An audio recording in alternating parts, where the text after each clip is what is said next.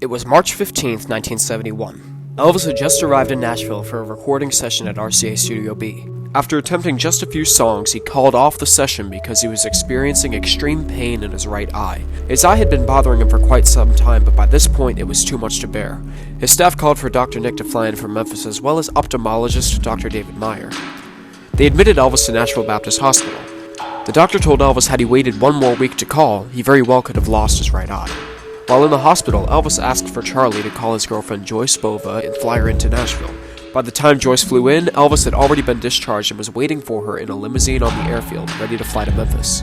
He was extremely weak and pale. He hardly had the strength to mutter more than a few words. With the help of his bodyguards, they helped him out of the car and onto the next plane. They landed in Memphis with Vern and Prisley waiting to pick them up on the tarmac. Pulling up to Graceland, Sonny and Red helped Elvis out of the car and up the stairs to his bedroom. After Elvis slept for a few hours, at about 2 a.m., Joyce heard a knock on the bedroom door. Sonny West came in and announced that he had to take Elvis in the other room for the doctor to look at him. They helped Elvis up and assisted him through the hallway.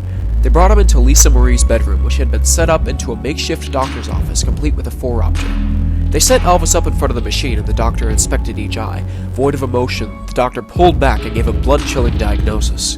"I need to give Elvis an injection directly into the eyeball," he said, "and I'm afraid no anesthetic is possible." Clasping Joyce's hand as tightly as he could, Elvis nodded and gestured the doctor to go ahead with the treatment.